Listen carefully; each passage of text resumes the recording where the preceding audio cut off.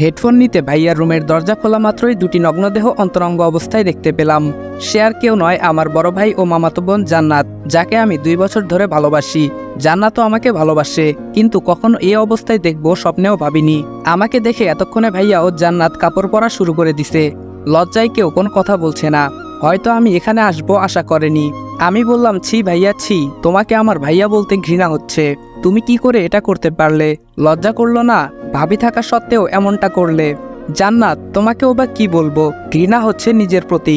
জান্নাত মাথা নিচু করে বলল, আবির প্লিজ কাউকে বলো না, আমি তোমার পায়ে পড়ি। আমি বললাম, ছি, তোমার নোংরা মুখে আমার নাম কখনো উচ্চারণ করবে না। কাঁদতে কাঁদতে চলে এলাম আমার রুমে। নিজের চোখকে যেন বিশ্বাস করতে পারছি না। জান্নাত কেন এমন করলো? আমি ওর সাথে শারীরিক সম্পর্ক করতে চাইলাম না বলে আমার ভাইয়ের সাথে এমনটা করবে? সারা রাত কেঁদেই কাটিয়ে দিলাম। বাসার কাকে এই কথাটা বলবো? যদি কাউকে বলি তাহলে তো ভাবির সংসারটা ভেঙে যাবে। ভাবি তো এখন বাপের বাড়িতে। সব ভেবে ডিসিশন নিলাম বাসা থেকে দূরে কোথাও চলে যাব। তাই জমানো মাটির ব্যাংকটা ভাঙলাম। 1336 টাকা ছিল। ব্যাগে কিছু কাপড় ও জমানো টাকাটা নিয়ে বাইরে বের হতেই বাসার সবাই। আম্মু বলল, আবির সকালবেলা কোথায় যাচ্ছিস বাবা? আমি বললাম, মা আমি দূরে কোথাও চলে যাচ্ছি, হয়তো আর ফিরবো না।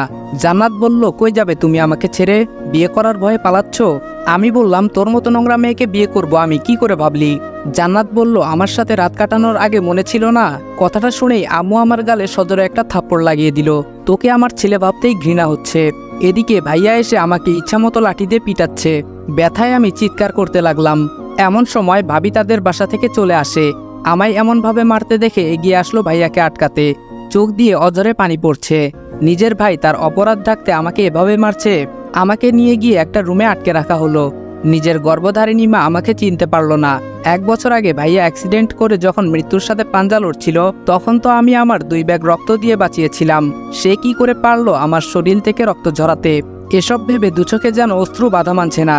জান্নাতের সাথে আমার প্রেম আছে, বাসার সবাই জানে। কিছুক্ষণ পর আম্মু এসে পাঞ্জাবি পায়জামা দিয়ে, তোর সাথে জান্নাতের বিয়ে, রেডি হয়ে নে, আর বিয়ে না করলে আমার মরা মুখ দেখবি। আমি মাকে কিভাবে বলি যে জান্নাতকে ভালোবেসে 2 বছরে আমি স্পর্শ করলাম না? সে কি করে ভাইয়ার বিছানায় গেল? অবশেষে সিদ্ধান্ত নিলাম যে মায়ের কথা রাখতে বিয়ে করব, কিন্তু বাসা থেকে চলে যাব যাতে জান্নাতের মুখ না দেখতে হয়। একটু পর ভাবি আমাকে জানালা দিয়ে দেখে চোখের পানি ফেলে চলে গেল। হয়তো তার মনে অনেক প্রশ্ন, কেন আমি এসব করলাম। এদিকে ভাবির মাথায় একটা জিনিস ঢুকছে না, আবির তো জান্নাতকে ভালোবাসে, তাহলে কি এমন হলো যে বিয়ে করতে চাচ্ছে না? বিকেলে কাজে আসলো, আমার ও জান্নাতের বিয়ে পড়ানো হলো। বিয়ে বাড়ি ঠিকই, কিন্তু কারো মনে কোনো আনন্দ নেই। সবার মন খারাপ, শুধু আমার বড় ভাই আকাশ ও জান্নাত ছাড়া। পায়ে ও হাতে প্রচণ্ড ব্যথা করতেছে, তবুও কষ্ট করে একটা চিঠি লিখলাম। প্রিয় মা, আমি তোমার কথা রেখেছি মা। আমি জান্নাতকে বিয়ে করেছি। জানো মা, তোমার মরামুখ আমার সহ্য হবে না। জানো মা, আমি তোমাকে অনেক ভালোবাসি। আমার বাবা অনেক আগেই পরপারে চলে গেছে। জানি না সে থাকলে হয়তো আরো অনেক মারতো, কিন্তু তুমি আমাকে মারোনি মা। আমি জানি তুমি আমাকে অনেক ভালোবাসো, অনেক কষ্ট পেয়েছো জানি, কিন্তু আমি কষ্ট দিতে চাইনি। হয়তো একদিন আজকের থেকেও অনেক বেশি কষ্ট পাবে, যেদিন আমার চলে যাওয়ার কারণটা জানবে। একটা জিনিস ভেবে খুব কষ্ট পাইছি মা, তুমিও আমাকে বুঝলে না। আমি অনেক দূরে চলে গেলাম মা, নিজের খেয়াল রাখিও। ইতি, তোমার কলিজার টুকরা। হ্যালো বন্ধুরা, আপনি কি বোর হচ্ছেন, কিছু মজা করতে চান? তাহলে আজ আমি 1xBet নামের একটি অ্যাপ সম্পর্কে কথা বলতে চাই, যেটি সবচেয়ে বিশ্বস্ত বুকমেকার। এখানে মজা করার পাশাপাশি রয়েছে পুরস্কার জেতার সম্ভাবনা। এখানে সমস্ত লাইভ ম্যাচের ফলাফল এবং ম্যাচটি লাইভ দেখতে পারবেন। আপনি স্কোরের ভবিষ্যৎবাণী করে বাজি ধরতে পারেন, যেমন কোন দল জিতবে, কত রান করবে ইত্যাদি। এবং BMW গাড়ি, আইফোন, ল্যাপটপ আরো অনেক কিছু পুরস্কার জেতার সুযোগ রয়েছে। আর হ্যাঁ, বিখ্যাত PSG ও সিরিয়া এখানের স্পন্সর, তাই অবিশ্বাসের কোনো কথাই আসে না। এখানে ক্রাশ ও নতুন চিকেন রোড গেম সহ আরো বিভিন্ন ধরনের গেম রয়েছে, যেগুলো খেলে রয়েছে সহজেই টাকা জেতার সম্ভাবনা। আর রেজিস্ট্রেশন করার সময় আমার প্রচার কোড অনফায়ার ব্যবহার করে প্রথমবার জমাতে পান 12,000 টাকা পর্যন্ত ও ফ্রি স্পিন। আপনি সহজেই পেটিএম, ব্যাংক, বিকাশ, নগদ, রকেট এবং অন্যান্য সহজ পদ্ধতির মাধ্যমে আপনার জেতা টাকা তুলতে পারবেন। তাহলে আর দেরি কিসের? পিন কমেন্টের লিঙ্ক থেকে অথবা গুগলে 1xBet সার্চ করে আমার দেওয়া প্রোমো কোড অনফায়ার ব্যবহার করে রেজিস্ট্রেশন করুন এবং বোনাস পান। বাসার দেওয়াল টপকে বাহিরে আসলাম। চলছি দূর অজানায়। সামনে রেল স্টেশন। ট্রেন আসার আওয়াজ পেয়ে স্টেশনে এসে ট্রেনে উঠে পড়ি। জানি না কোথায় যাব। একটা সিটে বসতেই পায়ে কি যেন লাগলো। তাকিয়ে দেখি একটা লাগেজ, কিন্তু লাগেজটা কার? এই সিটে তো কেউ ছিল না।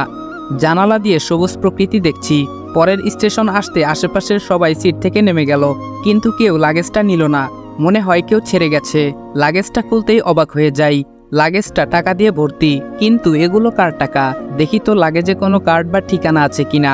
একটা কাগজ দেখতে পেলাম, সেখানে লেখা, হ্যাঁ তোমাকেই বলছি, সন্ত্রাসীরা আমার পিছু নিয়েছে, জানি হয়তো আমাকে মেরে ফেলবে, প্লিজ টাকাগুলো আমার বাসায় পৌঁছে দিও, নয়তো আমার পরিবার রাস্তায় বসবে। লেখাগুলোর নিচে ঠিকানা দেওয়া। এখন কি করব বুঝতেছি না, এতগুলো টাকাগুলো নিয়ে ঢাকায় চলে আসি। আম্মুর জন্য মনটা কাঁদছে, জানি না আমাকে না পেয়ে আম্মু এখন কি করছে। কাগজে লেখা ওই ঠিকানায় সিএনজি করে যাচ্ছি, আর মনে পড়ছে আম্মুকে। সামনে একটা কার ও পিকআপ মারাত্মক অ্যাক্সিডেন্ট হয়, রক্তাক্ত হয়ে গাড়িতে একজন লোক পড়ে আছে, কিন্তু কেউ এগিয়ে আসছে না। সিএনজিটিকে থামিয়ে দৌড়ে গাড়িটির কাছে গিয়ে লোকটিকে বের করলাম। অনেক জায়গায় আঘাত পেয়েছে, মাথা ফেটে গেছে, পায়েও ক্ষতের সৃষ্টি হয়েছে, রক্ত বের হচ্ছে অনেক। আমি সিএনজি চালক ভাইকে বললাম, ভাইয়া একটু এদিকে আসেন, লোকটিকে হাসপাতালে নিতে হবে, বেশিক্ষণ এভাবে থাকলে লোকটি মারা যাবে। সিএনজি চালক ভাই বলল, ভাই ছাড়ুন তো এসব, আমার আবার আপনাকে নামিয়ে অন্য প্যাসেঞ্জার নিতে হবে, এসব পুলিশ দেখবে, আপনি গাড়িতে উঠুন। আমি বললাম, আপনাকে ডাবল ভাড়া দিব, লোকটিকে নিয়ে আগে হাসপাতালে চলুন। এদিকে লোকটির অবস্থা আরো খারাপ হতে লাগলো, তাড়াতাড়ি সামনের একটা হাসপাতালে নিয়ে আসলাম। ডক্টর লোকটিকে কেবিনে নিয়ে আমাকে বলল, পেশেন্টের অবস্থা খুবই খারাপ, ইমার্জেন্সি অপারেশন করতে হবে, আপনি ওনার কি হন? আমি বললাম ছেলে। ডক্টর বলল, এখনই ক্যাশ কাউন্টারে 5 লাখ টাকা জমা দিন, আমরা অপারেশন শুরু করে দিচ্ছি, নয়তো ওনাকে বাঁচানো সম্ভব হবে না। আমি বললাম, ওকে ডক্টর, আমি টাকা জমা দিচ্ছি, আপনি অপারেশন শুরু করে দেন। কি করব ভাবছি, আমার কাছে তো 500 টাকাও নাই, এই টাকাগুলো তো আমার না, সবার আগে জীবন বাঁচানো ফরজ, তাই আর কোনো কিছু না ভেবে টাকা জমা দিলাম। লোকটিকে অপারেশন থিয়েটারে নিল। একটু পর নার্স এসে একটা ফোন হাতে ধরিয়ে দিল। নার্স বলল, এই ফোনটা পেশেন্টের কাছে ছিল, আর জরুরি 2 ব্যাগ ও নেগেটিভ রক্তের ব্যবস্থা করুন। আমি বললাম, আমি দিব রক্ত, আমার রক্তের গ্রুপ ও নেগেটিভ। ডক্টর বলল, আপনি তো 1 ব্যাগ দিতে পারবেন, আর 1 ব্যাগ। আমি বললাম, ডক্টর আমার শরীর থেকেই 2 ব্যাগ নিন প্লিজ, তাছাড়া আমি এখন রক্ত কই পাবো, আমার শরীর থেকে নিন প্লিজ। ডক্টর বলল, না এটা কি করে হয়। আমি অনেক রিকোয়েস্ট করার পর নিল। কিছুক্ষণ পর রিংটং বেজে উঠল, লোকটির ফোনে ফোন দিচ্ছে, রিসিভ করে সালাম দিলাম। অপর সাইড থেকে বলল, কে আপনি? আমার আব্বুর ফোন আপনার কাছে কেন? আমি বললাম, আপনার বাবা অ্যাক্সিডেন্ট করেছেন, হাসপাতালে চলে আসেন। কিছুক্ষণ পর মেয়েটি ও তার মা চলে আসলো। মেয়েটি দেখতে অপসরীর মতো। মেয়েটি বলল, আপনি ফোন রিসিভ করেছিলেন তাই না? আমি বললাম, হ্যাঁ। মেয়েটির মা বলল, ওনাকে এই হসপিটালে কে এনেছে? আমি বললাম, আমি নিয়ে এসেছি। মেয়েটি বলল, এই ফালতু মার্কা হসপিটালে ভর্তি করতে কে বলেছে আপনাকে? বলেই গালের মধ্যে কষে একটা থাপ্পড় লাগিয়ে দিল। এমন সময় নার্স বেরিয়ে এসে বলল, তাড়াতাড়ি এই মেডিসিনগুলো নিয়ে আসুন। আমি বললাম, আন্টি এই নেন ফোন ও মেডিসিনগুলো তাড়াতাড়ি নিয়ে আসেন। আমি চলে যাই। মেয়েটি বলল, ছোট লোকের বাচ্চা, যা ভাগ। আম্মু কাগজটা আমাকে দাও, আমি নিয়ে আসছি। আমি মনে মনে বললাম, হায়রে মানুষ, ওনার বাবাকে বাঁচাতে কত কি করলাম, আর উনি আমার গায়ে হাত তুললো, অপমান করলো। আমার কপালটাই হয়তো খারাপ, তাই এমন কষ্ট পাই। বাহিরে এসে কাগজের ঠিকানায় যাওয়ার জন্য সিএনজিতে উঠলাম। তেজগাঁও এসে সিএনজি থেকে নামলাম। একটা লোককে জিজ্ঞেস করলাম, ভাইয়া এই ঠিকানা একটু দেখিয়ে দিবেন? লোকটি বলল, সামনে গিয়ে ডানে যাবেন, আশেপাশে খুঁজে দেখবেন, পেয়ে যাবেন। অবশেষে বাসা খুঁজে পেলাম। কিন্তু এটা কি বাসা নাকি রাজপ্রাসাদ? অনেক সুন্দর ফুলের গাছও লাগানো। বাসার নিচে থাকা দারোয়ানকে ঠিকানা দেখিয়ে জিজ্ঞেস করলাম। দারোয়ান বলল, হ্যাঁ আপনি কে? আমি বললাম, আমাকে চিনবেন না, এই বাসার লোকের সাথে কিছু কথা আছে, দেখা করতে চাই।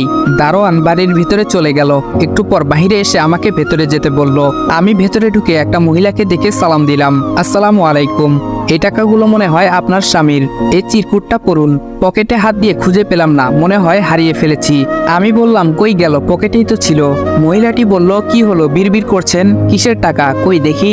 আমি বললাম, লাগেজের চেনটা খুলে দেখুন। আন্টি বলল, ইমির বাবা তো এই টাকা নিয়ে আসার কথা, উনি কই?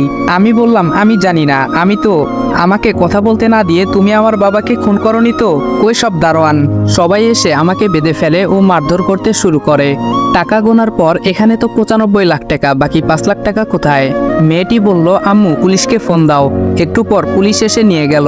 আমাকে রিমান্ডে নেওয়া হয়েছে, তাই ইচ্ছা মতো 3rd ডিগ্রি দিচ্ছে। অপরদিকে ডাক্তার বলল, পেশেন্ট আউট অফ ডেঞ্জার, আপনার ছেলে ঠিক সময় মতো না নিয়ে আসলে হয়তো পেশেন্ট সারা জীবনের জন্য পঙ্গু হয়ে যেতেন। মহিলাটি বলল, কি আমার ছেলে মানে? আমার তো কোনো ছেলেই নেই। ডক্টর বলল, তাহলে ওই ছেলেটা কে ছিল? মহিলাটি বলল, চিনি না তো। নার্স বলল, ও এই জন্যই বুঝি আপনার মেয়ে ছেলেটিকে থাপ্পড় মারলো। গুড, হয়তো আপনারা বড় লোক, পোশাক আশাকে বলে দিচ্ছে, কিন্তু আপনাকে ছোট লোক বলতেও ঘৃণা হচ্ছে। মা ও মেয়ে কথাগুলো শুনে অবাক হয়ে গেছে। নার্স বলল, আপনি কি জানেন ছেলেটি চিকিৎসার জন্য 5 লক্ষ টাকা জমা দিয়েছে। টাকাটা জমা না দিলে হয়তো এখন পর্যন্ত আপনার স্বামী বেঁচে থাকতো না। মা ও মেয়ে নিশ্চুপ। নার্স বলল, নিজের শরীর থেকে 2 ব্যাগ রক্ত দিয়েছে, যা হয়তো আপনার নিজের ছেলে হলে করতো কিনা সন্দেহ। এখন রোগীর কাছে যাওয়া যাবে না। ডক্টর ও নার্স চলে যায়। এদিকে মেয়েটি মনে অনেক কষ্ট পায়। মেয়েটি তার আম্মুকে বলে, আম্মু, আমি এটা কি করলাম? এই কাজের জন্য আমায় আল্লাহ হয়তো ক্ষমা করবে না। মহিলাটি বলল, কাঁদিস না মা, কখনো যদি দেখা হয়ে যায় ক্ষমা চেয়ে নিস। তবুও মেয়েটি তার অন্যায় বুঝতে পেরে চোখের পানি ঝরাচ্ছে। অন্যদিকে আমাকে পুলিশ অনেক মারে, এদিকে আমি কাগজটাও হারিয়ে ফেলেছি। আমাকে এত মারার পরও আমি ব্যথায় চিৎকার করতেছি না। এই ব্যথা তো ক্ষণিকের, তার থেকেও অনেক বড় ব্যথা আমার মনে। অপরদিকে আমান সাহেব বাসায় ফিরে আসে আর জানতে পারে কেউ একজন টাকা নিয়ে আসে, আর 5 লক্ষ টাকা কম থাকায় তাকে তারা পুলিশে দিয়ে দেয়। আমান সাহেব খুব ভালো মানুষ। তিনি বললেন, এমনও তো হতে পারে ছেলেটি বিপদে পড়ে 5 লাখ টাকা কোথাও নষ্ট করেছে। তার যদি টাকারই লোভ থাকতো তাহলে এতগুলো টাকা তো আর ফেরত দিত না। যাই গিয়ে ছেলেটাকে পুলিশের হাত থেকে ছাড়িয়ে আনি। আমান সাহেব থানায় গিয়ে আবিরকে ছাড়িয়ে নেয়। বাবা, তোমার নাম কি? আমি বললাম আবির। আমান সাহেব বলল, আমার জন্য তোমার কি অবস্থা করেছে পুলিশ। বাবা, আমাকে মাফ করে দিও। আমি বললাম, না আঙ্কেল, আপনি কেন মাফ চাচ্ছেন? আমি আপনার 5 লাখ টাকা দিয়ে একটা অ্যাক্সিডেন্ট হওয়া ব্যক্তিকে চিকিৎসা করিয়েছি। চিন্তা করবেন না আঙ্কেল, আমি আপনার টাকা শোধ করে দিব। আমান সাহেব বললেন, না বাবা, লাগবে না। আর তুমি তো টাকাটা নাওনি, একজনকে সাহায্য করেছো। আমি বললাম, না আঙ্কেল, আমি কারো কাছ থেকে ঋণী থাকতে চাই না। আমার চাকরি হয়ে গেলে আপনার টাকা পরিশোধ করে দিব। আমান সাহেব বললেন, তো কি চাকরি করবা? আমি বললাম, দেখি কি চাকরি করা যায়। আর আমি সবে মাত্র ইন্টার পরীক্ষা দিয়েছি, এখনো রেজাল্ট হয়নি। তবে আঙ্কেল, আমি কার চালাতে পারি। আমান সাহেব বলল, ও তাহলে আমার বাসার ড্রাইভার হয়ে যাও, মাসিক 25,000 টাকা করে বেতন পাবা। আমি বললাম, ধন্যবাদ আঙ্কেল, আপনি আমার অনেক উপকার করলেন। আঙ্কেল ওনার বাসায় নিয়ে গেলেন। আমান সাহেবের মেয়ে অনন্যা বলল, বাবা, তুমি ওই চোরটাকে বাসায় নিয়ে আসলে কেন? আমান সাহেব বলল, না মামুনি, আবির চোর নয়, ও একটা লোককে বাঁচাতে টাকাটা ডক্টরকে দিয়েছে। অনন্যা বলল, ছোট লোকটা বানিয়ে বলল, আর বিশ্বাস করলে বাবা? আমান সাহেব আমাকে বললেন, বাবা তুমি ওই রুমে যাও, এখন থেকে ওখানেই থাকবে। অনন্যা রাগ করে চলে যায় আর মনে মনে ভাবে, আমাদের বাসায় থাকবে মনু, বুঝাবো মজা কাকে বলে। এদিকে আমি গিয়ে নিজের রুমটা গুছিয়ে নিলাম আর বিছানায় শুয়ে শুয়ে বাসার সবার কথা ভাবতে ভাবতে ঘুমিয়ে গেলাম। মাঝরাতে আমার শরীরে প্রচন্ড জ্বর আসে। আমি কাঁপতে কাঁপতে ফ্লোরে পড়ে যাই। পরের দিন সকালে কাজের লোক নাস্তা দিতে এসে দেখে আমি ফ্লোরে পড়ে আছি। কাজের লোক বলল, সাহেব, ছেলেটা ফ্লোরে পড়ে গুঙ্গাচ্ছে, মনে হয় অসুস্থ হয়ে গেছে।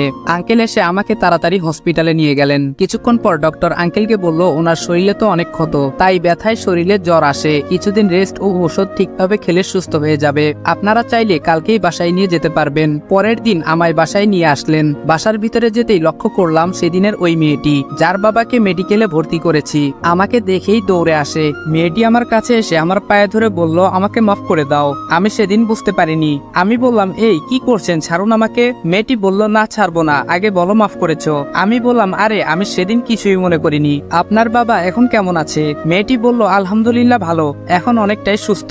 ডক্টর বলেছে আগামীকালকে বাসায় নিয়ে যেতে পারবো। আমি বললাম, ও আল্লাহ তাআলাকে অশেষ ধন্যবাদ। মেয়েটি বলল, কিন্তু আপনার এই অবস্থা কেন, কই থেকে আসলেন? আঙ্কেল বলল, মামনি, আবিরকে ডক্টর রেস্ট নিতে বলেছে, তোমরা পরে কথা বলিও। আঙ্কেল আমাকে আমার রুমে দিয়ে আসলো।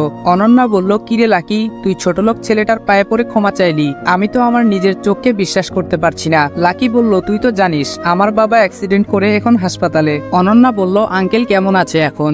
লাকি বলল, ভালো আছে এখন, আজকে হসপিটাল থেকে রিলিজ দিবে। অনন্যা বলল, কিন্তু আঙ্কেলের অ্যাক্সিডেন্টের সাথে চোরটার কি সম্পর্ক? লাকি বলল, তুই যাকে চোর ছোট লোক বলছিস, করায় আম্মু বড় ভাই আমাকে অনেক মারে এবং বকা দেয়, যে কারণে আমি বাসা থেকে এসে পড়েছি। অনন্যা বলল, তুমি মিথ্যা বলছো কেন? তার কথায় আমি কিছুটা ঘাবড়ে গেলাম, তবুও বললাম, কই মিথ্যা বললাম? অনন্যা বলল, তোতলাচ্ছ কেন? আমি কিছু না বলে নিচের দিকে তাকিয়ে ভাবতে থাকলাম। অনন্যা বলল, উত্তর দাও না কেন? কালকে রাত্রে কার সাথে কথা বলেছিলে? কিশোরই বা অপবাদ নিয়ে বাড়ি থেকে বের হয়েছো? আমি অনন্যার দিকে জিজ্ঞাসু দৃষ্টিতে তাকাই আর ভাবতে থাকি সে কিভাবে জানলো। মনে মনে ভাবলাম, না, ওদের মিথ্যা বললে হবে না, সত্যটা বলতে হবে। আমি না হয় এদের সাথেই আমার সাথে ঘটে যাওয়া ঘটনাটা শেয়ার করি, আর নিজের কষ্টের কথা অন্যকে বললে নিজেকে একটু হালকা মনে হয়, তাই আমি ওদের সবকিছু বললাম। বাসা থেকে শুরু করে এখানে আসা পর্যন্ত। বলার পর খেয়াল করলাম ওনাদের চোখে পানি, তাই আমি আবারও নিচের দিকে তাকালাম। আঙ্কেল বলল, সকলে নিচে চলো। আবির, তুমি ফ্রেশ হয়ে নিচে আসো নাস্তা করতে। তারপর সকলে নিচে চলে গেল, আর আমিও আঙ্কেলের কথা মতো নিচে নাস্তা করতে আসলাম। এসে দেখি তারা আমার জন্য না খেয়ে ওয়েট করতেছে। আমি আসতেই আঙ্কেল বসতে বললেন। আমি মাথা নাড়িয়ে বসে খেতে লাগলাম। খাওয়ার মাঝে কেউ কোনো কথা বলেনি। আমি খেয়ে আমার রুমে চলে আসলাম। মায়ের কথা মনে পড়তে আবার চোখটা ভিজে উঠল। এমন সময় খেয়াল করলাম আমার রুমে কেউ একজন আসলো। আমি চোখ মোছার বৃথা চেষ্টা করলাম। অনন্যা বলল, আবারও কান্না করছো কেন? আমি বললাম, মায়ের কথা মনে পড়ছিল। আচ্ছা বাদ দাও। অনন্যা বলল, শোনো, আমি তোমার সাথে যা করেছি তার জন্য সরি। আমি বললাম, আমি কিছু মনে করিনি। তার কিছুক্ষণ পরে লাকিও আমার রুমে আসলো। তাদের সাথে গল্প করতে করতে 12টা বেজে গেছে, তাই তারা চলে গেল আর আমি গোসল করলাম। তার কিছুক্ষণ পরে আজান দিল, আমি নামাজ শেষ করলাম। তখন একজন এসে বলল, আঙ্কেল নিচে খেতে ডাকছেন। আমি নিচে চলে গেলাম। আমাকে বসতে বলায় আমি বসে পড়লাম এবং লাঞ্চ করলাম। তারপর আমি আমার রুমে এসে পড়লাম। অপরদিকে লাকিরা চলে গেল। শরীরটা খারাপ থাকায় আমি ঘুমিয়ে পড়লাম। বিকেলে ঘুম ভাঙার কিছুক্ষণ পর অনন্যা আসলো। অনন্যা বলল, তোমার শরীর কেমন লাগছে? আমি বললাম, এই তো ভালোই। অনন্যা বলল, আচ্ছা ছাদে চলো। ছাদে যাই, তাহলে আরো ভালো লাগবে। আমি বললাম, আচ্ছা চলো। আমি আর অনন্যা ছাদে গেলাম। ছাদ দেখে আমি অবাক। ছোট একটা বাগান বললেও ভুল হবে না। আমার কিছু প্রিয় ফুলও আছে এখানে। মাঝে একটা দোলনা এবং একপাশে একটা বসার স্থান আছে। অনন্যা বলল, চলো আমরা ওখানে গিয়ে বসে কথা বলি। আমি বললাম, হুম। আমি আর অনন্যা কথা বলছি। পরন্ত বিকেলটা ভালোই লাগছে, তবুও কেমন যেন একটা শূন্যতা অনুভব করলাম। কথায় আছে, স্মৃতি মানুষকে কুড়ে খায়। আগে বিকেলে সন্ধ্যায় কত ছাদে উঠেছি। অনন্যা বলল, কি ভাবছো? কথা ঘুরিয়ে বললাম, দেখো সূর্যটা কত সুন্দর লাগছে। অনন্যার সাথে আরো কিছুক্ষণ গল্প করলাম। তখন অনন্যা বলল, নিচে চলো, সন্ধ্যা হয়ে গেছে। দেখতে দেখতে 1 সপ্তাহ চলে গেল। এই কয়দিনে আমি অনেকটা সুস্থ হয়ে গেলাম এবং অনন্যার সাথে অনেকটা ফ্রি হয়ে গেছি। 1 সপ্তাহ পরে আঙ্কেল বলল, তোমাকে অনন্যার সাথে একই কলেজে ভর্তি করে দিব। আর তোমার ভালো ড্রেস নেই, তাই অনন্যার সাথে আজকে শপিং এ যাবে। আমি মাথা নাড়িয়ে হ্যাঁ জানালাম। অনন্যা বলল, চলো এখনই যাই। আমি বললাম, আচ্ছা। তারপর আমি আর অনন্যা গাড়ির কাছে গেলাম। আমি যেহেতু ড্রাইভিং পারি, তাই অন্য কোনো ড্রাইভার নিতে হলো না। আমি আর অনন্যা মার্কেটে গেলাম। অনন্যার পছন্দ মতো ড্রেস কিনলাম। কেনার শেষে অনন্যা আমাকে একটা মোবাইলের দোকানে নিয়ে গেল আর আমার জন্য একটা মোবাইল কিনলো। মার্কেট করতে করতে দুপুর হয়ে গেল, তাই আমরা একটা রেস্টুরেন্টে গেলাম আর অনন্যাই অর্ডার দিল, তাই দুপুরে খেয়ে বাসায় চলে গেলাম। বাসায় গিয়ে ফ্রেশ হয়ে ঘুমিয়ে গেলাম। বিকালে অনন্যা এসে আমাকে ডেকে তুললো আর বলল তার বাবা ডাকছেন। আমি ফ্রেশ হয়ে নিচে গেলাম। গিয়ে দেখি আঙ্কেল বসে আছেন। তিনি বললেন, তুমি আর অনন্যা কোথাও থেকে ঘুরে আসো। আমি মনে মনে বললাম, হঠাৎ এটা বললো কেন? আঙ্কেলকে বললাম, আচ্ছা ঠিক আছে। তখন দেখি অনন্যা রেডি হয়ে নিচে আসছে। হালকা মেকআপে ওকে অপসরীর মতো লাগছে। অনন্যা এসে আমাকে ধাক্কা দিল। তখন আমার ঘোর কাটলো। আঙ্কেলকে বলে আমি আর অনন্যা বের হলাম। তখন অনন্যা বলল, জানো আমি বাবাকে বলেছি আমরা কোথাও ঘুরে আসি, চলেন ফ্ল্যাশব্যাক থেকে ঘুরে আসি। অনন্যা বলল, বাবা আমি আর আবির কোথাও থেকে ঘুরে আসি। আঙ্কেল বলল, কেন? অনন্যা বলল, বাবা আসলে আবির তো এখানে কিছুই চিনে না, আর ওকে নিয়ে ঘুরে আসি আর ওর মনও ভালো থাকবে। আঙ্কেল বলল, সে কি যাবে? অনন্যা বলল, বাবা তুমি বললে ও না করবে না। আঙ্কেল বলল, আচ্ছা আমি বলবো। অনন্যা বলল, ওকে বাবা, বর্তমানে আসেন। আমি বললাম, তুমি আমাকে নিয়ে আসলে কেন? অনন্যা বলল, এমনি আনছি। আমরা কথা বলতে বলতে গাড়ির কাছে আসলাম, কিন্তু অনন্যা বলল আমি রিক্সাতে যাব। আমি কিছু না বলে ওর কথা মতো রিক্সা খুঁজলাম। রিক্সা আসলে অনন্যা একটা ঠিকানা বলল। রিক্সা সেখানে নিয়ে গেল। যাওয়ার সময় আমি ওর কাছ থেকে একটু দূরে সরে বসলাম। তখনই অনন্যা বলল, এত দূরে বসেছো কেন? পড়ে যাবে তো। আমি বললাম, না আমি ঠিক আছি। অনন্যা বলল, বেশি কথা বলো কেন, একটু এদিকে আসো। আমি ওর কথায় একটু ওর দিকে চেপে বসলাম। কথা বলতে বলতে রিক্সা তার গন্তব্যে চলে আসলো। এসে বুঝতে পারলাম এটা কোনো পার্কে এসেছি। তখন অনন্যা বলল, নিচে নামো, আমরা চলে এসেছি। আমি নেমে পড়লাম। ভাড়া দিয়ে আমি আর অনন্যা পার্কে প্রবেশ করলাম। পার্কে গিয়ে দেখি সবাই জোড়ায় জোড়ায় বসে আছে। আমি আর অনন্যা একটা জায়গায় গিয়ে বসলাম, আর অনন্যার সাথে কথা বলতে বলতে মনটা ভালো লাগলো। পরে আমি আর অনন্যা চলে আসলাম বাসায়। পরের দিন আঙ্কেল বলল কলেজে তিনি ভর্তির ব্যাপারে বলেছেন, আর উনারা বলেছেন আগের কলেজের ছাড়পত্র লাগবে। এজন্য আমি আঙ্কেলের থেকে বিদায় নিয়ে আমি আমার গ্রামের দিকে চললাম। বাসের টিকিট কিনে বাসে উঠে পড়লাম। আমাদের বাস স্ট্যান্ড পৌঁছাতে দুপুর 12টা বেজে গেল। আমি মুখে মাস্ক পরেছিলাম, তাই কেউ আমাকে চিনতে পারলো না। আমি অফিস রুমে গিয়ে প্রয়োজনীয় কাগজপত্র নিয়ে বের হয়ে আসতে যাব। তখন ওই জান্নাতকে দেখলাম দূরে তার বান্ধবীদের সাথে দাঁড়িয়ে আছে, কিন্তু তাকে দেখে মনে হচ্ছে সে ভালোই আছে। আমি আর না তাকিয়ে চলে আসলাম। আবার টিকিট কেটে বাসে উঠলাম। তখন দেখলাম আম্মু এবং ভাবি কোথায় যেন যাচ্ছে, আর আম্মুকে দেখে আমার চোখে জল এসে গেল। মনে হচ্ছে আম্মুকে গিয়ে জড়িয়ে ধরি, কিন্তু তার কোনো সুযোগ নেই। তাদের কাছে আমি অপরাধী। আমি কিভাবে যাব তাদের কাছে?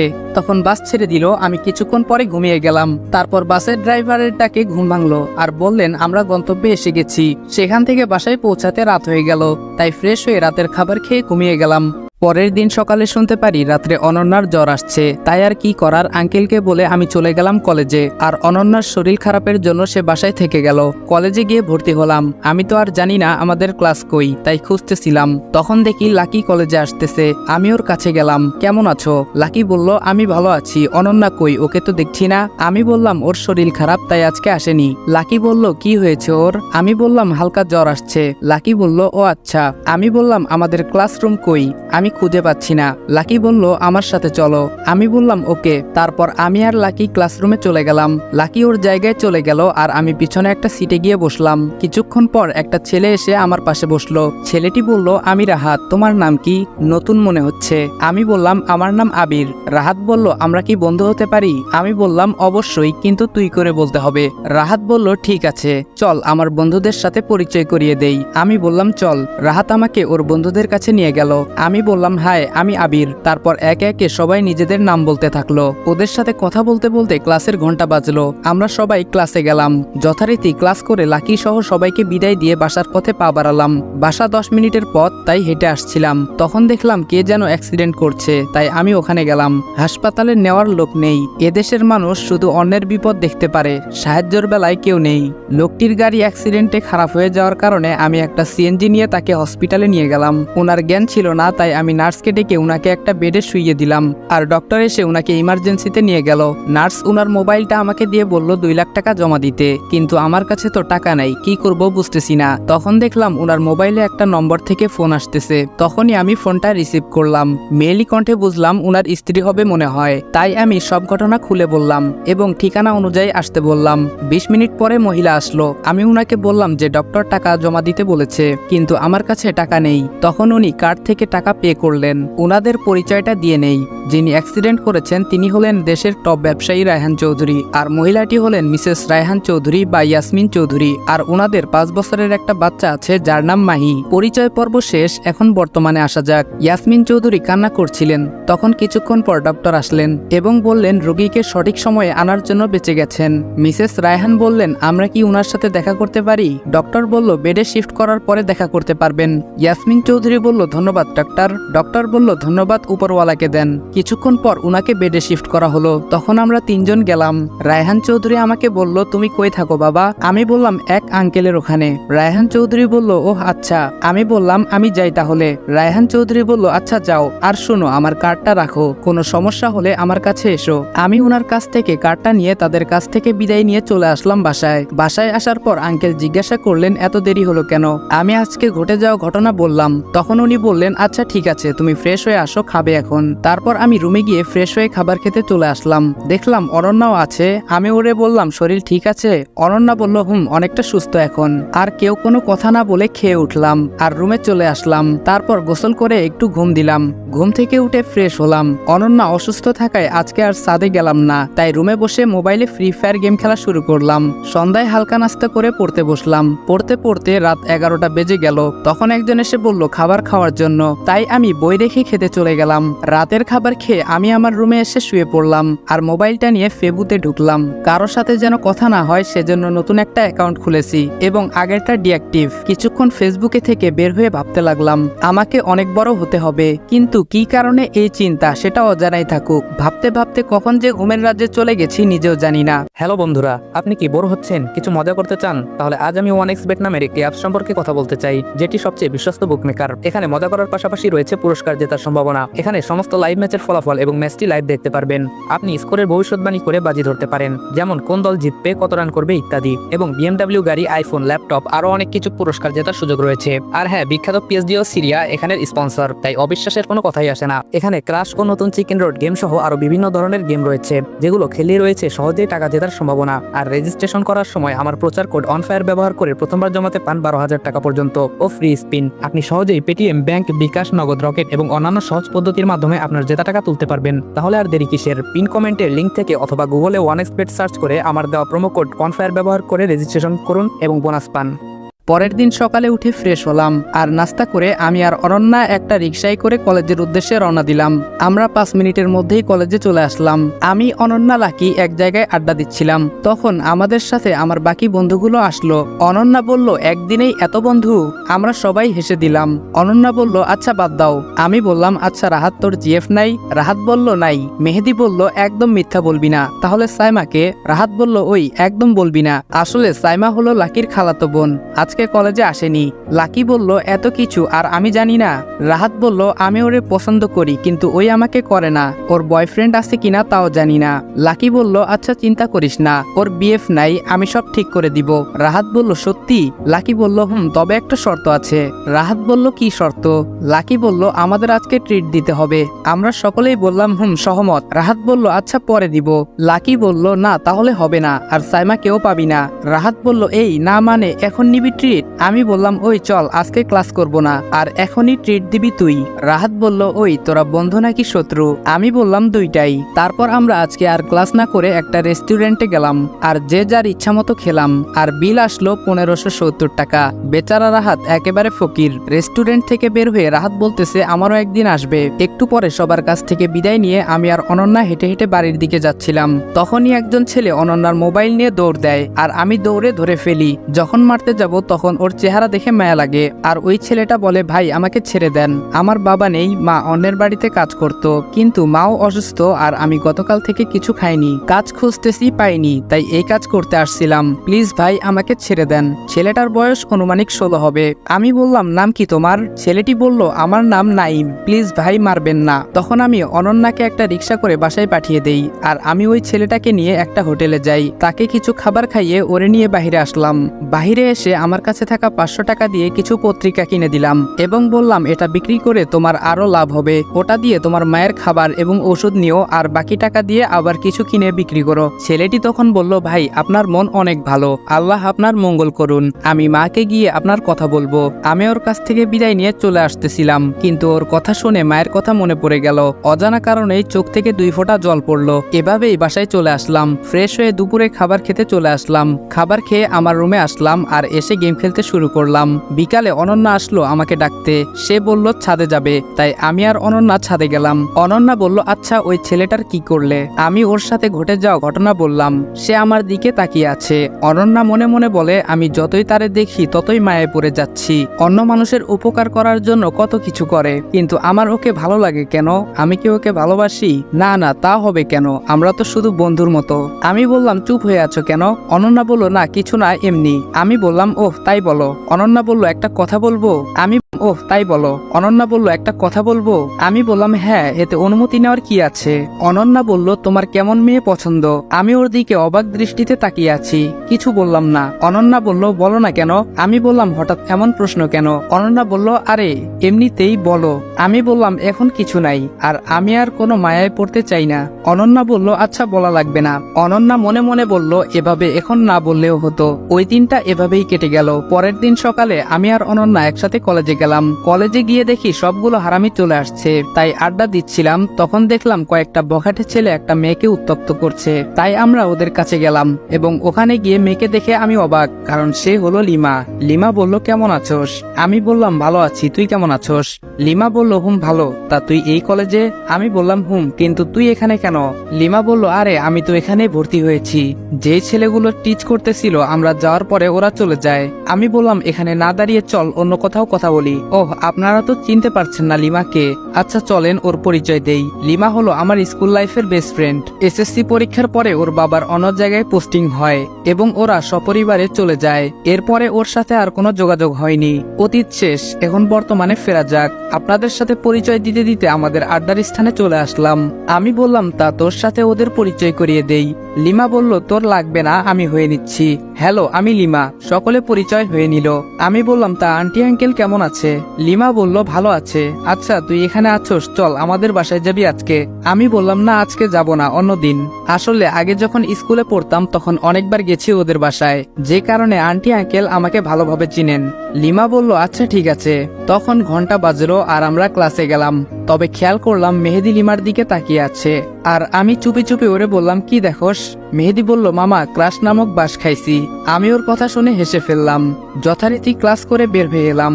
ওহ, আপনাদের তো বলাই হয় নাই, রাহাত আর সামিয়ার হয়ে গেছে, আই মিন রিলেশন।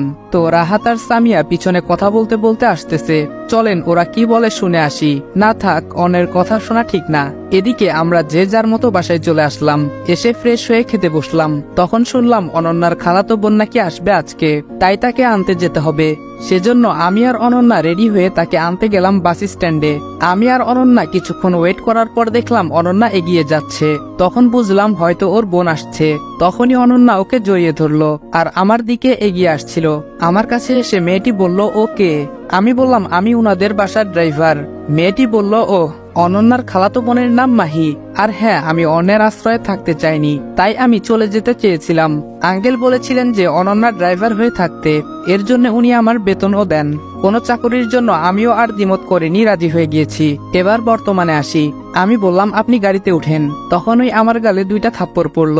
আমি নিচের দিকে তাকিয়েছিলাম আর চোখ দিয়ে জল পড়ছিল। মাহি বলল, ওই আমি কি নিজের হাতে গাড়ির দরজাটা খুলবো? তুই আমাকে কিভাবে দরজা খুলতে বলিস? আর আমাকে ম্যাডাম বলবি, মনে থাকে যেন। আমি বললাম, আচ্ছা ঠিক আছে। অনন্যা স্তব্ধ হয়ে গেছে মাহির ব্যবহারে। সে মাহিকে বলল, সে তোর থেকে বড়। মাহি বলল, ব্যবহার তোর কাছ থেকে শিখতে হবে না, আর আমি ছোট লোক দেখতে পারি না। অনন্যা বলল, ভুলে যাস না, সবাই মানুষ। মাহি বলল, তোকে জ্ঞান দিতে হবে না। আমি গাড়ির দরজা খুলে দিলাম আর মাহি গিয়ে বসলো। অন্যদিকে অনন্যা আমার পাশে এসে বসলো। তখন মাহি বলল, ওই ড্রাইভারের জন্য তোর এত দরদ কেন? অনন্যা বলল, কারণ আমি ওকে। কথা বলতে গিয়েও অনন্যা থেমে গেল। অনন্যা কথা ঘুরিয়ে বলল, মানুষকে সম্মান দিতে হয়। অনন্যা আমাকে বলল, ওর কথায় কিছু মনে করো না, ওই এরকমই। আমি বললাম, না ঠিক আছে। আর কেউ গাড়িতে কোনো কথা বললাম না। প্রায় 30 মিনিট পরে আমরা বাসায় চলে আসলাম আর গাড়ি থেকে নেমে গাড়ির পিছনের দরজা খুলে দিলাম আর মাহি নেমে গেল। আমি ওর জিনিসপত্র নিয়ে গেলাম ওর রুমে। আমি আমার রুমে এসে ফ্রেশ হলাম। বিকালে ছাদে গেলাম, গিয়ে দেখি অনন্যা আর মাহি দুইজনই আছে। আমি চলে আসবো তখন মাহি ডাক দিল, এই ড্রাইভার এদিকে আয়। আমি ওদের কাছে গেলাম। মাহি বলল, তুই এখানে কেন? আমি বললাম, আপনারা এখানে আছেন আমি জানতাম না, যদি জানতাম তাহলে আসতাম না। মাহি বলল, নেক্সটে যেন আর কখনো এমন না হয়। আমি বললাম, আচ্ছা হবে না। তখন অনন্যা বলল, ওই আসবে না মানে কি? সে আসবে, তাতে কোনো সমস্যা নাই। আমি কথা না বাড়িয়ে নিচে চলে আসলাম। এসে ভাবতে থাকলাম, আমাদের তো অনেক জমি আছে, তা তো এদের থেকেও বেশি, আর মাহি আমাকে এত অপমান করতেছে। সবই আমার কপাল, কিছু করার নাই। কিছুক্ষণ পরে সন্ধ্যা হয়ে গেল, তাই আমি নামাজ পড়তে বসলাম। রাত্রে আঙ্কেল অফিস থেকে এসে ফ্রেশ হয়ে খাবার খেতে বসলো এবং আমাকে ডেকে পাঠালো। আমি আসার পরে মাহি বলল, ওই ড্রাইভার আমাদের সাথে খেতে বসবে? আঙ্কেল বলল, ওই তোমার থেকে বড়, সম্মান দিয়ে কথা বলবে। মাহি বলল, আচ্ছা ঠিক আছে। মাহি মনে মনে ভাবছে, তোর জন্য আমাকে অপমান করলো, আমি তোকে ছাড়বো না, আর আমি তোকে এই বাড়ি থেকে তাড়িয়ে ছাড়বো। এভাবেই 1 সপ্তাহ কেটে গেল, কিন্তু মাহি আমাকে সহ্য করতে পারে না। আর অপরদিকে অনন্যা আমার দিকে অনেকটা দুর্বল হয়ে পড়েছে। পরের দিন কলেজে যাচ্ছিলাম, তখন অনন্যা বলল, আজকে কলেজের ছুটির পর এক জায়গায় যাব। ওর সাথে কথা বলতে বলতে কলেজে চলে আসলাম। যথারীতি প্রতিদিনের ন্যায় আজকেও আড্ডার বিকল্প হলো না। লিমাকে বললাম, শুন, তোর কি বয়ফ্রেন্ড আছে? লিমা বলল, না নেই। কেন? আমি বললাম, তাহলে তো ভালোই হলো। আর হ্যাঁ, মেহেদি তোরে লাইক করে, তোর কি ওরে ভালো লাগে? লিমা বলল, করা যায়, খারাপ না। আচ্ছা, ওরে বলে দিস আমি রাজি। আমি বললাম, আচ্ছা। একটু পরেই ঘন্টা পড়লো আর আমরা ক্লাসে চলে গেলাম। অনন্যা বলল, লিমার সাথে কি কথা বলতেছিলে? আমি বললাম, একটু ওয়েট করো, জানতে পারবে। অনন্যা অবাক হয়ে গেল। আমরা ক্লাস করার পর আমি বললাম, আজকে কেউ যাবি না, মেহেদি ট্রিট দিবে। আমার কথা শুনে সবাই খুশি, কিন্তু কেউ জানে না কি কারণে ট্রিট, এমনকি মেহেদিও জানে না। মেহেদি বলল, কি কারণে আমি ট্রিট দিব? সকলেই আমার কাছে কারণ জিজ্ঞেস করলো। আমি বললাম, আরে মামা, লিমা রাজি হয়ে গেছে। তখন সবাই এক দৃষ্টিতে তাকিয়ে আছে আমার দিকে, আর দেখলাম লিমা লজ্জায় নিচের দিকে তাকিয়ে আছে। আমি বললাম, আরে এভাবে তাকিয়ে থাকবি নাকি ট্রিট নিবি? সবাই বলল, আরে অবশ্যই নিব। অন্যদিকে রাহাত বলতেছে, আজকে তোর পকেট খালি করব। আমার বেলায় মনে আছে? আমরা সবাই হেসে ফেললাম। মেহেদি বলল, আমার কপালে আজকে খারাপ হয়ে আছে। তাই আমরা একটা রেস্টুরেন্টে গেলাম আর যে যার মতো খাবার অর্ডার করলাম। খাবার শেষে মেহেদি বিল দিল আর আমরা যে যার মতো বাসায় চলে আসলাম।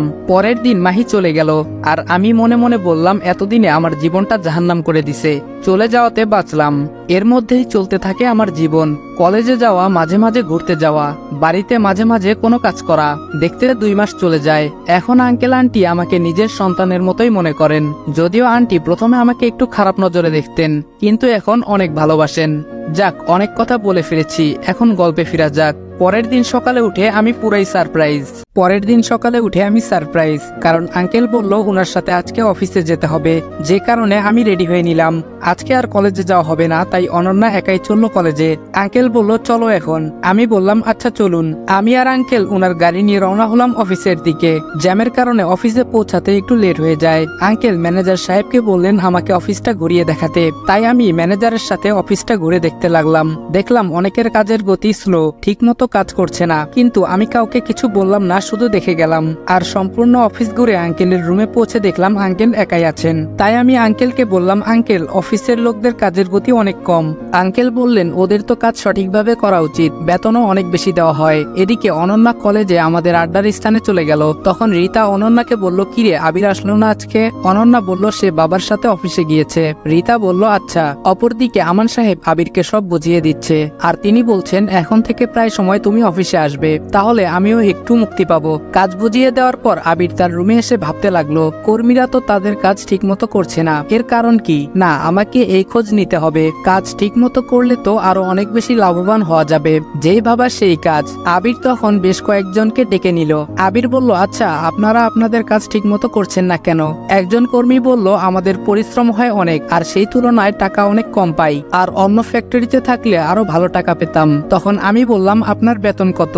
কর্মী বলল 10,000 টাকা। আমি বললাম আপনাদের সাধারণ স্টাফদের বেতন তো 15,000 টাকা, আর আপনাদের উপরে যারা তাদের বেতন 20,000, কিন্তু আপনারা পান 14,000। আপনারা যান, ন্যায্য মূল্য আপনারা পাবেন, আপনারা কাজে মন দেন। সকল কর্মী তাদের কাজে চলে গেল।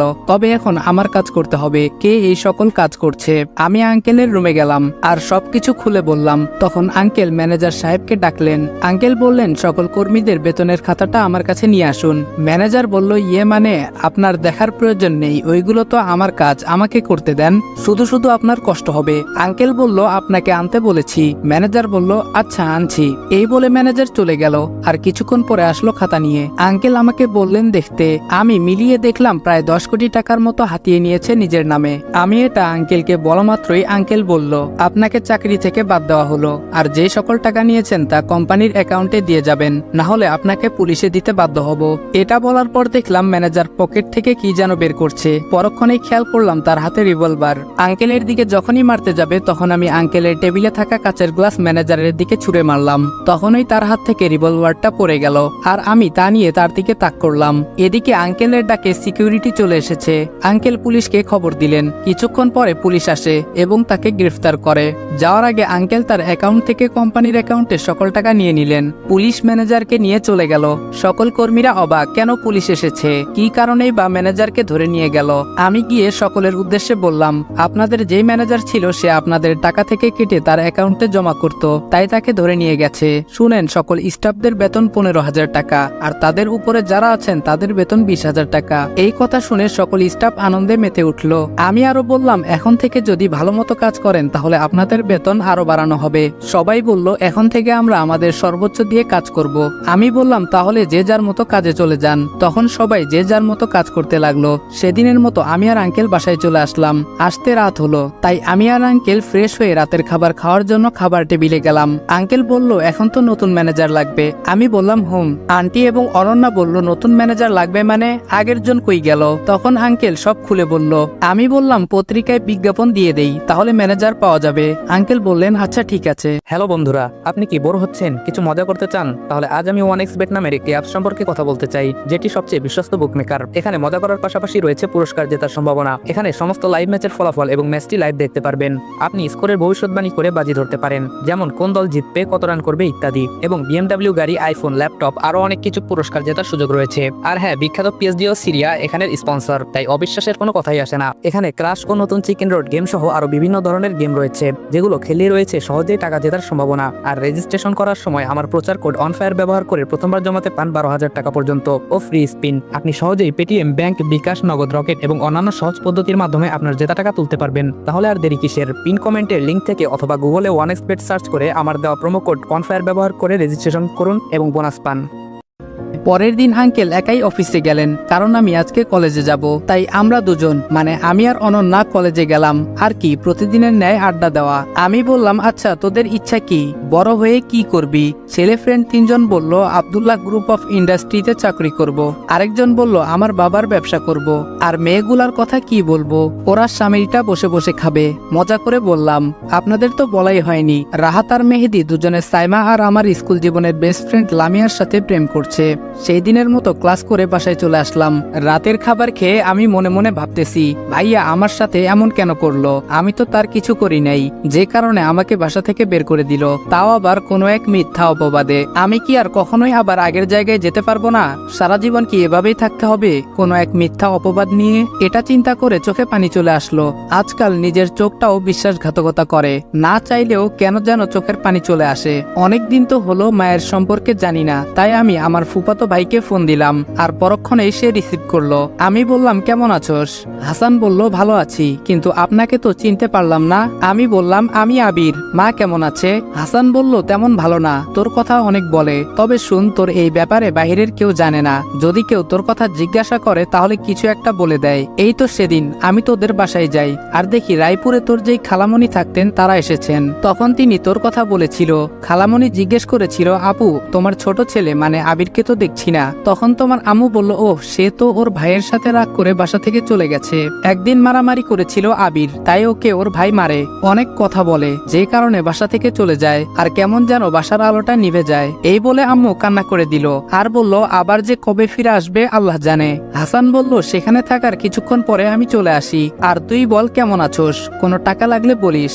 আমি মনে মনে বললাম, এই হলো বন্ধুত্ব, যেখানে সবকিছুই ক্ষুদ্র। আমি হাসানকে বললাম, আমি ভালো আছি, আর আমার টাকার কোনো প্রয়োজন নেই। হাসান বলল, আচ্ছা লাগলে বলবি। আমি বললাম, ঠিক আছে। আরো কিছুক্ষণ কথা বলে ফোনটা কেটে দিলাম, আর মায়ের কথা শুনতে ইচ্ছে করছিল, তাই মার ফোনেই ফোন দিলাম, কিন্তু ফোনটা তো বন্ধ। এখন কি করি? ও ভাবির ফোনে ফোন দিয়ে দেখি কি করা যায়। যেই বাবা সেই কাজ, তাই ভাবির ফোনে ফোন দিলাম। ফোন রিসিভ হলো। আপনারা হয়তো ভাবছেন কেন হাসানকে বললাম না মাকে ফোন দিতে, কারণ হাসান বাড়িতে নেই, তাই তার ফোন দিয়ে কথা বলতে পারিনি। গল্পে ফিরা যাক। আমি বললাম, হ্যালো কেমন আছো ভাবি? ভাবি বলল, কে? আবির। আমি ভালোই আছি, তুমি কেমন আছো? আমি বললাম, ভালোই আছি। মা কই, মার কাছে একটু দেওয়া যাবে? মার কথা শুনতে অনেক ইচ্ছে করতেছে। আর ভাইয়া কই? ভাবি বলল, তোমার ভাই বাড়িতে নেই, বন্ধুদের সাথে ঘুরতে গেছে। আর হ্যাঁ, মা এখানেই আছে, কথা বলো। আম্মু বলল, কে ফোন করেছে? ভাবি বলল, দেখো কে ফোন করেছে। তখনই আমি বললাম, কেমন আছো মা? আম্মু বলল, কে? আবির। এই বলেই আম্মু কেঁদে দিল। আমি বললাম, আমি। আমারও চোখে পানি চলে আসলো। আম্মু বলল, বাবা তোকে ছাড়া আমি ভালো নেই, তুই চলে আয়, না হলে তুই কই আছোস বল, আমি এসে তোকে নিয়ে আসবো। আমি বললাম, না আম্মু, যে অপবাদ নিয়ে আমি এসেছি তা মিথ্যা প্রমাণ না করা পর্যন্ত আমি আসবো না। তবে চিন্তা করো না, আমি ভালো আছি অনেক। আর বেশিক্ষণ কথা বলতে পারলাম না, কারণ আর কিছুক্ষণ কথা বললে আমি নিজেকে কন্ট্রোল করতে পারতাম না। সেই দিনের মতো ঘুমিয়ে গেলাম। পরের দিন কলেজে না গিয়ে আঙ্কেলের সাথে অফিসে গেলাম। অফিসে গিয়ে আমি অবাক, কারণ আজকে সকল কর্মীরা তাদের কাজে মনোযোগী, তা দেখে আমি আর আঙ্কেল অনেক খুশি। কিন্তু এভাবে তো আর চলে না, একজন ম্যানেজার লাগবে। তাই পত্রিকায় বিজ্ঞাপন দেওয়া হলো, এ গ্রুপ অফ ইন্ডাস্ট্রি, অনন্যাদের কোম্পানির নাম, এর জন্য ম্যানেজার নিয়োগ দেওয়া হবে, আর 2 দিন পরে ইন্টারভিউ। আপনাদের কাছ থেকে 2 দিন ক্রপ করি। 2 দিন পর আঙ্কেল আমাকে ইন্টারভিউ নিতে বলে, যে কারণে আমি ইন্টারভিউ নিতে যাই। বলে রাখা ভালো, আমি এক জায়গায় গিয়েছিলাম, যে কারণে আসতে একটু লেট হয়ে যায়। আমি গিয়ে চতুর্থ ব্যক্তিকে ম্যানেজার পদ দিলাম। ওহ, আপনারা তো বুঝতে পারছেন না, চলেন ফ্ল্যাশব্যাকে যাই। এদিকে 8-10 জন লোক বসে আছে, কখন ইন্টারভিউ শুরু হবে। তারা একে অপরের সাথে কথা বলছে। প্রথম জন, আজকাল চাকুরির যে অবস্থা, ঘুষ ছাড়া চাকুরি খুব কষ্টকর। দ্বিতীয় জন বলল, আমি 10 লক্ষ টাকা জমিয়ে রেখেছি ভালো কোনো চাকুরির জন্য। তৃতীয় জন বলল, এখন টাকাই সব, টাকা দিলে চাকরি হবে, না হলে নাই, আপনি চাকরি পেলে কি করবেন? চতুর্থ জন বলল, সব জায়গায় টাকা দেখে না, অনেক জায়গায় যোগ্যতা দেখে, আর আমি নিজের জন্য না, এই কোম্পানির জন্য যা করার করব, কেননা এর দ্বারাই আমার জীবন চলবে, যে কারণে এখানে চাকরি হলে আমি আমার সর্বোচ্চ দিয়ে কাজ করব, এমনকি জীবনও দিয়ে দিব। পঞ্চম জন বলল, আমি এখানে কাজ করে নিজের জীবন গড়ব। আরো কয়েকজন আরো অনেক কথা বলল, আর আমি ওদের সাথে বসে ওদের কথা শুনছিলাম। তবে মাস্ক পরে থাকায় অফিসের কেউ চিনতে পারেনি। আরো একটা কারণ আছে, কেননা আমি অফিসে এর আগে মাত্র একদিন এসেছিলাম। তো উপরের বর্ণনা অনুযায়ী যখন আমি চতুর্থ ব্যক্তিকে সিলেক্ট করলাম, তখন কয়েকজন বলল, আপনি না আমাদের সাথে ইন্টারভিউ দিতে এসেছেন? তখন আমি বললাম, আমি আপনাদের ইন্টারভিউ নিতে এসেছিলাম। আর ওর কথা ঠিক আছে, যে কারণে তাকে সিলেকশন করেছি। আমি তাকে নিয়ে গেলাম আঙ্কেলের রুমে। সব কথা বলে তাকে অ্যাপয়েন্টমেন্ট লেটার দিলাম আর বললাম কালকে থেকে ডিউটিতে আসতে। পরের দিন আঙ্কেল অফিসে গেল না, তাই আমি একাই গেলাম অফিসে। ধরতে গেলে আমি বস। অফিসে গিয়ে আমার কেবিনে বসতেই অয়ন বলল, স্যার আসতে পারি? আমি বললাম হুম আসো। অয়ন বলল, ধন্যবাদ স্যার। স্যার আমার কি কাজ করতে হবে বলেন।